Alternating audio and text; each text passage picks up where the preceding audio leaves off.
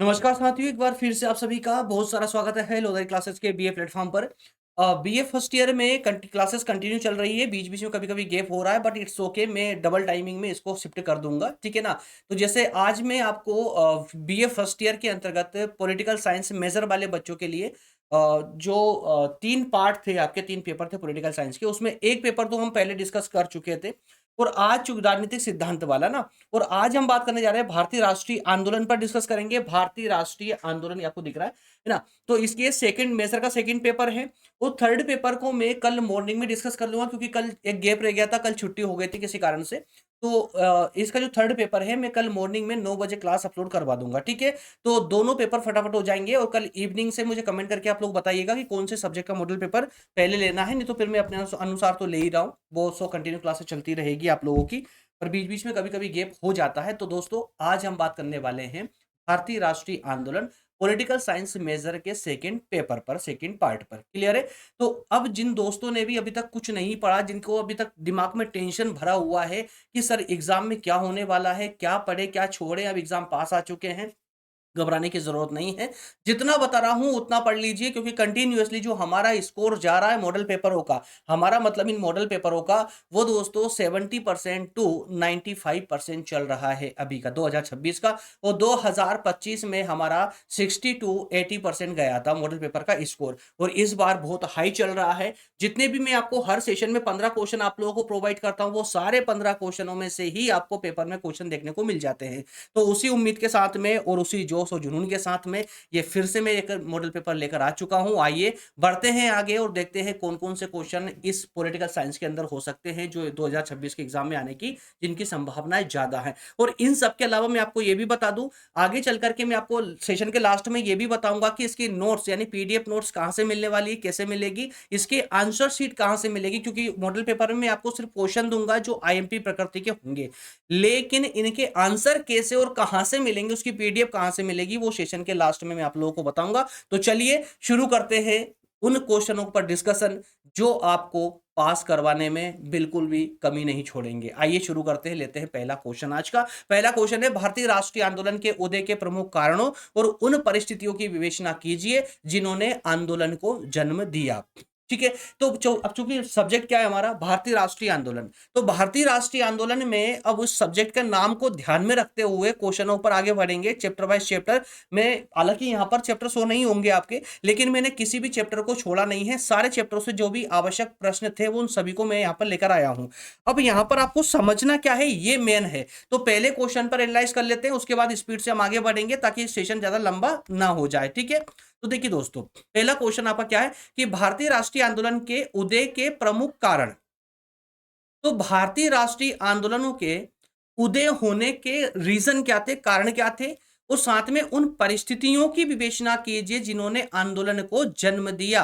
तो इस मूल प्रश्न में क्या पूछा गया आप लोगों से, इसमें राष्ट्रीय जो आंदोलन हुए थे, जो भी आंदोलन हुए थे, उन आंदोलनों के पीछे कारण क्या थे, और उन परिस्थितियों को बताना है, कारणों के साथ साथ में जिन परिस्थितियों के कारण आंदोलन जन्मा था। यानी इनडायरेक्टली ये भी कारणों की ही बात कर रहा है।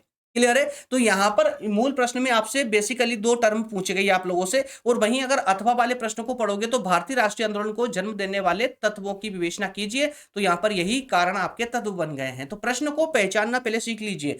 प्रश्न की टर्म को अगर आप पकड़ना सीख गए तो आपके लिए प्रश्न और उसका आंसर देना बहुत ईजी हो जाता है, ठीक है ना। चलिए अब आगे बढ़ते हैं थोड़ा स्पीड से। दूसरा क्वेश्चन है 1857 की क्रांति से संबंधित। 1857 के स्वतंत्रता संग्राम का वर्णन कीजिए और उसकी प्रकृति बताइए। तो दो कॉन्सेप्ट आपसे यहां पूछे गए हैं। 1857 का क्रांति क्या थी और उसकी प्रकृति क्या थी। वही अथवा में है 1857 के प्रमुख स्वतंत्रता संग्राम के कारणों की विवेचना कीजिए। तो प्रकृति और कारण दोनों अलग अलग कॉन्सेप्ट हैं। तो कुल मिलाकर इन दोनों प्रश्नों में आप लोगों से तीन कॉन्सेप्ट पूछे गए हैं। अगला प्रश्न है, समाज सुधारक के रूप में स्वामी दयानंद सरस्वती के योगदान का मूल्यांकन कीजिए। तो दयानंद सरस्वती जी का क्या योगदान रहा है समाज सुधारक के रूप में, ये आपको यहां पर बताना होगा। प्रश्न नंबर 4 है, आधुनिक भारत के निर्माण में स्वामी विवेकानंद के योगदान का मूल्यांकन। और वहीं अथवा वाला प्रश्न है कि समाज सुधारक के रूप में स्वामी विवेकानंद के योगदान का मूल्यांकन। तो प्रश्न एक जैसा सेम ही है, अलग नहीं है। अगला प्रश्न है, प्रश्न नंबर 5 है, राष्ट्रीय चेतना से आप क्या समझते हैं? भारत में राष्ट्रीय चेतना के उदय एवं विकास को समझाइए। और अथवा में है, भारत में राष्ट्रीय चेतना के विकास के कारणों की विवेचना कीजिए। तो यहां पर कुल मिलाकर आप लोगों से 3 टर्म पूछी गई है। एक है राष्ट्रीय चेतना क्या होती है, इसके उदय और विकास के बारे में, और तीसरा है इसके विकास के कारणों के बारे में। क्लियर है? तो 3 टर्म है। जिन दोस्तों को स्क्रीनशॉट लेना है, मैं साइट में हो रहा हूं, स्क्रीनशॉट ले लीजिए, और जिनको नोट डाउन करना है वीडियो को रोककर नोट डाउन कर ले। आगे बढ़ेंगे, अगला क्वेश्चन लेंगे। 1885 में कांग्रेस की स्थापना किस उद्देश्य से की गई थी और स्थापना के कारण क्या थे?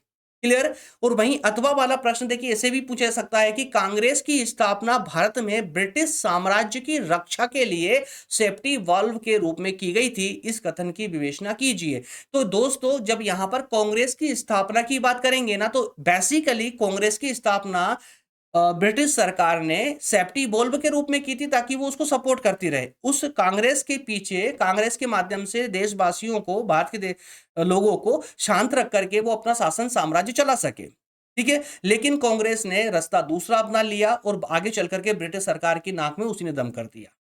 क्लियर है? तो यहां पर आपको बताना होगा कांग्रेस की स्थापना के पीछे के जो वाकई में जो उसके रीजन थे, कारण थे, उन कारणों को बताना होगा। ठीक है ना? अगला प्रश्न देखिए यहां पर, उदारवादी नेताओं के नेतृत्व में भारतीय राष्ट्रीय कांग्रेस की नीतियां और कार्यप्रणाली क्या थी? और अथवा में है, उदारवादी आंदोलन से आप क्या समझते हैं, इसके योगदान की विवेचना कीजिए। और वहीं 1885 से 1905 तक कांग्रेस की नीतियों का वर्णन कीजिए।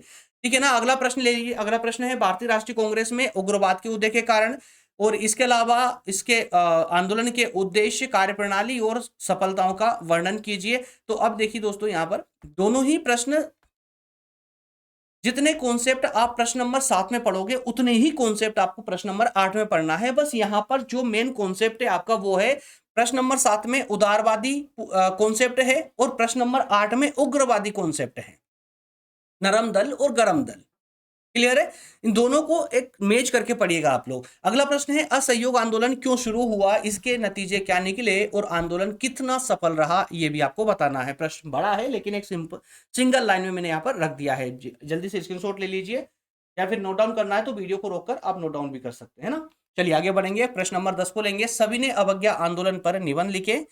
तो ये सब तो आप बचपन से पढ़ते आ रहे हो, असहयोग आंदोलन, सभी ने अवज्ञा आंदोलन, ठीक है, और भारत छोड़ो आंदोलन। 3 आंदोलनों को तो आपको जब भी इतिहास पढ़ोगे तो हर हालत में पढ़ना ही पढ़ना है, क्योंकि मोस्ट इंपोर्टेंट कैटेगरी के क्वेश्चन होते हैं, ये पूछा ही जाता है। अगला प्रश्न, भारत छोड़ो आंदोलन क्यों शुरू हुआ, परिणाम, महत्व और असफलताओं के कारण बताना है इसके। प्रश्न नंबर 12 देखिए, भारतीय क्रांतिकारी आंदोलन के जन्म और इसकी उपलब्धियां और अंततः इसकी असफलता के मुख्य कारणों पर निबंध लिखें। वहीं अथवा में प्रश्न है, क्रांतिकारी आंदोलन की असफलता के कारण बताइए। ठीक है, प्रश्न नंबर 13 को देखिए, भारतीय स्वतंत्रता संग्राम में आजाद हिंद फौज के योगदान की समीक्षा कीजिए। और अथवा में है, सुभाष चंद्र बोस का परिचय देते हुए आजाद हिंद फौज पर निबंध लिखें या टिप्पणी करें। ठीक है ना? चलिए, 13 प्रश्न आपके हो चुके हैं। 2 प्रश्न आपके दीर्घ प्रकृति के प्रश्नों में और बचे हुए हैं, जल्दी स्क्रीनशॉट ले लीजिए, आगे बढ़ेंगे। अगला प्रश्न लेते हैं, प्रश्न नंबर 14 है, भारत में सांप्रदायिकता के उदय के प्रमुख कारणों की विवेचना कीजिए और इसमें मुस्लिम सांप्रदायिकता के विकास की भूमिका को स्पष्ट कीजिए। तो दोस्तों, 2 कॉन्सेप्ट आप लोगों से यहां पर भी है ना, सांप्रदायिकता को लेकर पूछा गया है। और प्रश्न नंबर 15 है, 1947 के स्वतंत्रता अधिनियम के प्रमुख प्रावधानों का वर्णन कीजिए, या अथवा में भारतीय स्वाधीनता अधिनियम 1947 की व्याख्या करें। तो दोस्तों, ये थे आपके 15 दीर्घ उत्तरीय प्रश्न। अब जैसा कि आप सभी अच्छे से जानते हैं कि पेपर में अति लघु उत्तरीय प्रश्न भी आते हैं, लघु उत्तरीय प्रश्न भी आते हैं और दीर्घ उत्तरीय प्रश्न भी आते हैं। वो तीनों ही पार्ट को कवर करना मोस्ट इंपोर्टेंट होता है। तो तीनों ही पार्ट को कवर करने के लिए जरूरी क्या है दोस्तों, ताकि कि आपसे कोई भी कॉन्सेप्ट छूटे नहीं। तो 15 प्रश्न, हालांकि इन प्रश्नों से दीर्घ प्रकृति के और साथ में लघु प्रकृति के प्रश्न तो कवर हो जाएंगे, लेकिन जो अति लघुत्री, जो एक सिंगल लाइन के आंसर वाले प्रश्न होते हैं ना, वो कवर होना थोड़ा मुश्किल है। इसलिए 10 अलग से मैं आपको कॉन्सेप्ट देने जा रहा हूं, जिसमें हम बात करेंगे लघु उत्तरीय प्रश्नों की। 10 प्रश्न मात्र मैं आपको और आगे दूंगा, इन पर भी आपको अच्छे से तैयारी करना है। तो लेते हैं फटाफट। पहला क्वेश्चन है, भारत में राष्ट्रीय चेतना के उदय होने में पाश्चात्य शिक्षा का क्या योगदान है, यानी पाश्चात्य शिक्षा ने क्या योगदान दिया भारत में राष्ट्रीय चेतना के उदय होने में। अगला प्रश्न है, 1857 के स्वतंत्रता संग्राम का तात्कालिक कारण क्या था बताइए। प्रश्न नंबर 3, स्वामी विवेकानंद के धार्मिक विचारों का वर्णन करें। प्रश्न नंबर 4, टिप्पणी करने के लिए बोल रहा है उग्रवाद और उदारवाद में, दोनों में अंतर को लेकर।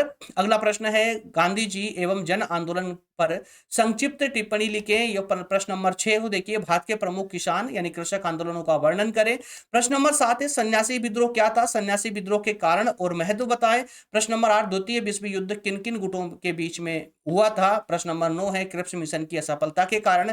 प्रश्न नंबर 10 है भारत के विभाजन के मुख्य कारण क्या थे और उसके परिणाम क्या हुए। तो ये 10 प्रश्न आपके सामने लघु उत्तरीय प्रश्न वाले। चलिए, अब मैंने आप लोगों से बताया था कि मैं आपको यहाँ पर पीडीएफ भी प्रोवाइड करवाऊंगा अगर आप लोगों के पास में इसके प्रॉपर नोट्स नहीं है। और मैं तो आपको याद देखिए हमेशा शुरू से ही बोलता हूँ, शुरू से ही बोलते आया हूँ कि अगर आपके पास में नोट्स अवेलेबल नहीं है मार्केट से, अगर नोट्स अगर अवेलेबल नहीं हो पा रहे हैं तो आपको वो उलझन वाली किताबें लाने की जरूरत ही नहीं है, क्योंकि मैं आपको कंप्लीट कोर्स भी प्रोवाइड करवाता हूं। जैसे बीए फर्स्ट ईयर में हो आप और आपके पास सब्जेक्ट सिलेबस अच्छा नहीं है, या मार्केट से जो सीरीज लेनी पड़ती है आपको 20 या थोड़ी बहुत मोटी उससे भी आती है और भी सीरीज आती है वो लेनी पड़ती है, लेकिन उसकी लैंग्वेज आपको लोगों को समझ नहीं आती है, थोड़ी टफ टाइप की होती है, पढ़ते पढ़ते नींद आने लगती है, बोर कर देती है वो। तो ऐसे नोट्स अगर उनसे अगर आपका थोड़ा सर है ना हेड पेन भी होता है ना, तो कोई प्रॉब्लम नहीं है। ये प्लेटफॉर्म आप लोगों को ऐसा कंप्लीट सिलेबस भी प्रोवाइड करवाता है, और उसके अलावा जो क्वेश्चन मैंने आपको दिए हैं ये सारे मोस्ट इंपोर्टेंट कैटेगरी के हैं। इन सभी प्रश्नों के आंसर यानी कि आईएमपी क्वेश्चन आंसर की नोट्स भी आप लोगों को प्रोवाइड की जाती है। वो कैसे मिलेगी, कहां से मिलेगी, आइए जरा एक मिनट इसको भी समझ लेते हैं। दोस्तों, हमारे प्लेटफॉर्म के द्वारा तैयार की गई सभी आईएमपी क्वेश्चन आंसर की नोट्स जो कि आपके सभी सब्जेक्टों पर तैयार की गई है वो आसानी से आप लोगों को मिल सकती है। वो कैसे मिलेगी आइए जरा समझ लेते हैं इसके सब्सक्रिप्शन के माध्यम से। देखिए, अगर आप किसी एक सब्जेक्ट की नोट्स लेना चाहते हैं तो उसके लिए आपको 99 रुपए का सब्सक्रिप्शन लेना होता है। ये यहां पर देख सकते हैं आप लोग, 99 रुपए के सब्सक्रिप्शन प्लान में आप किसी भी एक सब्जेक्ट की नोट्स ले सकते हैं, ठीक है ना। और अगर आप चाहते हैं आपको ऑल सब्जेक्ट की नोट्स मिल जाए तो दोस्तों आपको भारी डिस्काउंट मिलता है, 60% का डिस्काउंट। अब यहाँ पर 999 नहीं बल्कि 399 में ही यानी 399 रुपए में आपको आपके पूरे 10 सब्जेक्ट के आईएमपी क्वेश्चन आंसर की नोट्स मिल जाती है। जी हाँ, उसमें मेजर माइनर है ना, आपका वोकेशनल, एमडीसी और फाउंडेशन कोर्स ये सब कुछ कवर हो जाता 399 के सब्सक्रिप्शन में। जिन दोस्तों को भी चाहिए, जिनके पास में अच्छे नोट्स नहीं है पढ़ने के लिए, वो बिल्कुल इन पूरे कंप्लीट सिलेबस को ले सकते हैं। लेने के लिए क्या करना होगा, इस पेज का स्क्रीनशॉट लेकर के इस नंबर पर व्हाट्सअप कर दीजिए। नंबर दिए गए आपको 9425115671, इस पर व्हाट्सअप कर दीजिए। आपको आसानी से हमारी टीम के द्वारा आपको समझा दिया जाएगा कैसे आपको सब्सक्रिप्शन मिलेगा। आपको तुरंत मैसेज मिलेगा इस सब्सक्रिप्शन का, है ना, उसको अच्छे से पढ़िए, उसमें लिखे हुए सभी नियमों को फॉलो करें। आपको सब्सक्रिप्शन के तुरंत बाद में आपको नोट्स प्रोवाइड कर दिए जाएंगे। सेशन अगर हेल्पफुल लगा हो तो सेशन को लाइक जरूर कर दें और कमेंट करके मुझे बताइएगा कि अगला कौन से सब्जेक्ट पर आप लोग जो है मॉडल पेपर देखना चाहते हैं। इस सब के अलावा अगर आप चाहते हैं सेकेंड ईयर में प्रॉपर तरीके से मेरे साथ पढ़ना डिटेल क्लासेस में सभी सब्जेक्टों को, ताकि आखिरी में जाकर के आपको आईएमपी क्वेश्चन पर निर्भर ना रहना पड़े, डिटेल क्लासेस लेना चाहते हैं सभी सब्जेक्टों की, तो चैनल को जल्दी से सब्सक्राइब कर ले, बेल आइकन को प्रेस कर ले, क्योंकि एग्जाम के तुरंत बाद में हम सेकेंड ईयर की क्लासेस न्यू बैच के रूप में स्टार्ट करेंगे। मिलेंगे अगले सेशन में बहुत बहुत जल्दी। बहुत बहुत धन्यवाद। Thank you. जय हिंद।